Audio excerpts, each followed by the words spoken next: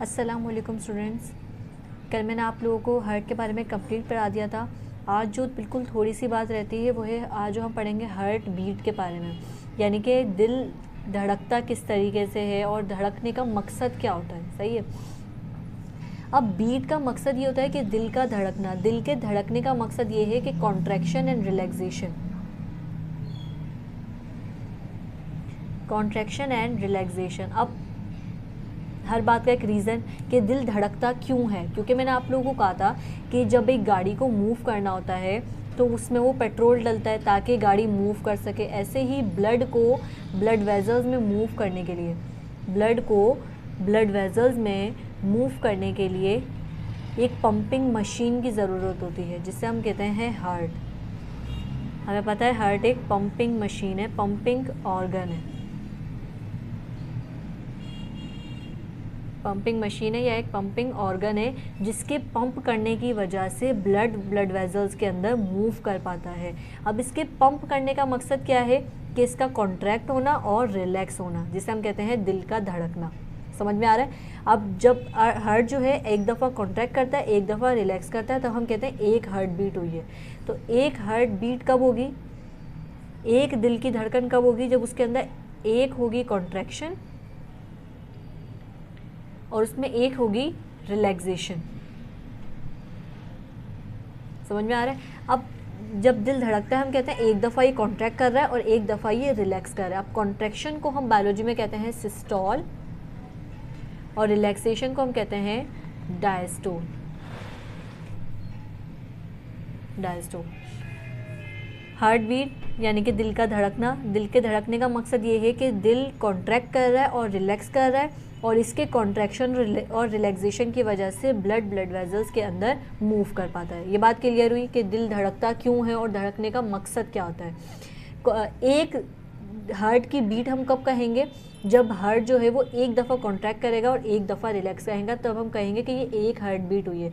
और जो एक हार्ट बीट है वो विद इन अ सेकेंड होती है, यानी कि एक सेकेंड से भी कम है, एक सेकेंड से भी कम लगता है, एक सेकेंड से भी कम में एक हार्ट बीट होती है। अच्छा, यहाँ तक बात आप लोगों को समझ में आई। अब मैं आप लोगों को बताती हूँ किस तरीके से हमारा सिस्टोल और किस तरीके से हमारा सिस्टोल और डायस्टोल का फेस होता है। फॉर एग्जांपल ये हमारा हार्ट है, ये चैम्बर है राइट एट्रियम, ये है लेफ़्ट एट्रियम, ये है राइट वेंट्रिकल और ये है लेफ़्ट वेंट्रिकल। हमें पता है यहाँ पे दो बड़ी वेन होती हैं, superior vena cava, inferior vena cava. Blood यहाँ से एंटर हो रहा होता है, ये ट्राइकस्पिड होती है और ये बाइकस्पिड होती है। यहाँ तक बात सही है। और यहाँ पे 4 पल्मोनरी वेन्स लगी हुई होती हैं। यहाँ तक बात समझ में आ गई। अब जब बॉडी से ब्लड एंटर होगा राइट एट्रियम, बॉडी से ब्लड एंटर होगा राइट एट्रियम में, उसी वक्त यहाँ पे लंग से ब्लड एंटर होगा लेफ्ट एट्रियम के अंदर। दोनों जब रिलैक्स होंगे तो दोनों में ब्लड एंटर हो रहा होगा और ये दोनों वॉल्व क्लोज होंगी, ट्राइकस्पिड एंड बाइकस्पिड क्लोज होंगी। जब भी आप ये कह सकते हो कि जब भी किसी चैम्बर में ब्लड एंटर हो रहा होता है तो वो रिलैक्स होता है। जैसे एट्रियम जो होगा, अभी जब इसमें ब्लड एंटर हो रहा है, इसमें जो है वो इधर ऑक्सीजनेटेड इधर डीऑक्सीजनेटेड ब्लड एंटर हो रहा है, तो इस वक्त ये डायस्टोल फेस में, या आप बोल सकते हो रिलैक्स है ये इस वक्त। सही है। फिर जैसी और tricuspid and bicuspid valve are close, क्योंकि अभी तो फिल हो रहा है ना। ट्राइकस्पिड एंड बाइकस्पिड वॉल्व जो है वो क्लोज है। अब जैसे ही ये atrium full of the blood हो जाएगा तब इन दोनों पर प्रेशर बनेगा, ये दोनों ओपन हो जाएंगी और ब्लड एंटर हो जाएगा राइट वेंट्रिकल और लेफ्ट वेंट्रिकल में। सही है। यहाँ पे भी तो मौजूद होती है पल्मोनरी आर्टरी और सिस्टमेटिक एओर्टा। अब जैसे ही ये दोनों फुल ऑफ ब्लड हो जाते हैं, इन दोनों पे प्रेशर बनता है, ब्लड नीचे आ जाता है, एट्रियम के ज़रिए वेंट्रिकल में एंटर हो जाता है। फिर जब वेंट्रिकल में ब्लड एंटर होता है, अब वेंट्रिकल रिलैक्स है, अब वेंट्रिकल में ब्लड एंटर हो रहा है तो अब वेंट्रिकल रिलैक्स है। और जब ये दोनों रिलैक्स हैं तो ये दोनों तो ओपन है ना, क्योंकि इनके ज़रिए ब्लड एंटर हो रहा है, लेकिन पल्मोनरी आर्टरी की वॉल्व और सिस्टमेटिक एओर्टा की वॉल्व क्लोज है। Pulmonary artery and systematic aorta जो है वो एओर्टा क्लोज हैं। सिस्टमेटिक एओर्टा जो होगी वो क्लोज होगी। अब वेंट्रिकल में ब्लड एंटर हो रहा है, ये दोनों क्लोज हैं, ये दोनों ओपन है, ब्लड एंटर हुआ। फिर जैसे ही ventricle full of the blood हो जाएंगे तब प्रेशर बनेगा इन दोनों वॉल्स पर। सही है। आपको पता है जब हमें तेज़ भागना होता है तो हम थोड़ा पीछे की तरफ मूव करते हैं ताकि हम आगे तेज़ी से भाग सकें। तो ब्लड भी बिल्कुल वही ट्रिक आजमाता है। जब इसको ऊपर जाना होता है, पल्मोनरी आर्टरी ऐसे ऊपर की तरफ निकली हुई होती है, एओर्टा भी ऐसे ऊपर की तरफ निकली हुई होती है।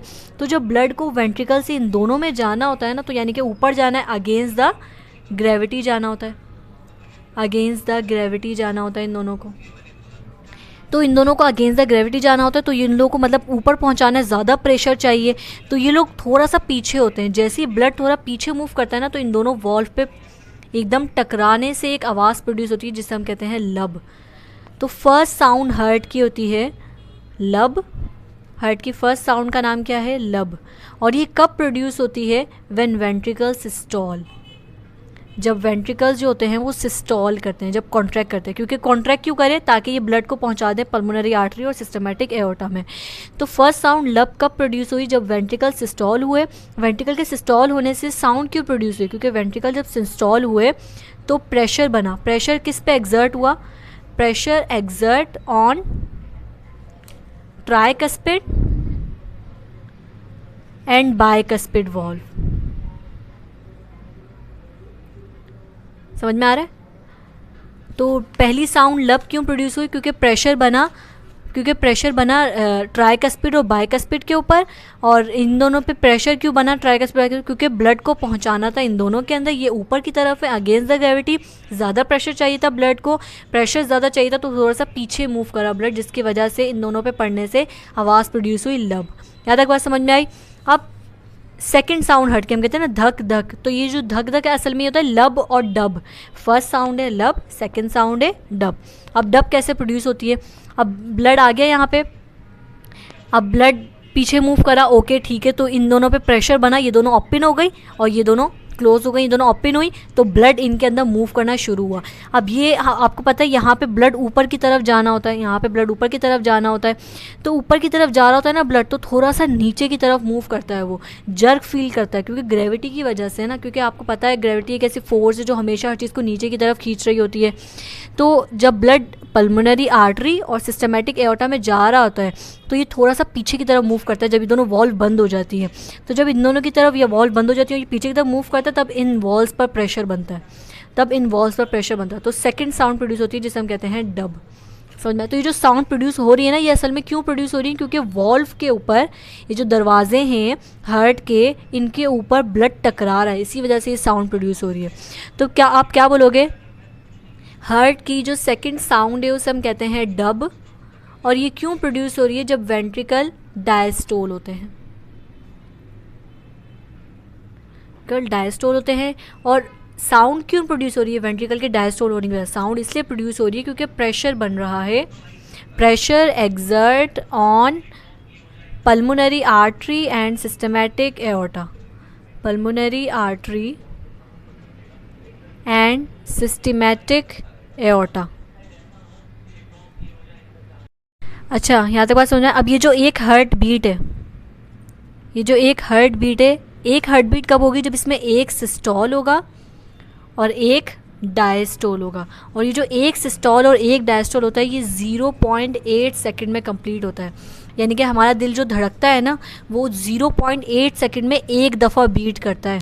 समझ में आया? और नॉर्मल हार्ट बीट जो होती है, यानी कि रेस्ट में कोई नॉर्मल बंदा जो रेस्ट में बीट उसका हार्ट बीट कर रहा होता है, वो 1 मिनट में 72 टाइम्स बीट कर रहा होता है।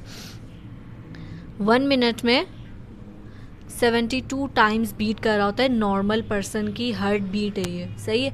और एक हार्ट बीट में कितना टाइम लगता है? 1 सेकंड से भी कम, तो कितना? 0.8 सेकंड। यहाँ तक बात समझ में आई? ये सर्कुलेटरी सिस्टम जो मैंने आप लोगों का स्टार्ट किया था, ये कंप्लीट उसका लेक्चर है, यहाँ तक कंप्लीट आप लोगों का लेक्चर है। इससे रिलेटेड आप लोगों का कोई भी सवाल हो आप मुझसे पूछ सकते हैं। और अल्लाह हाफिज़।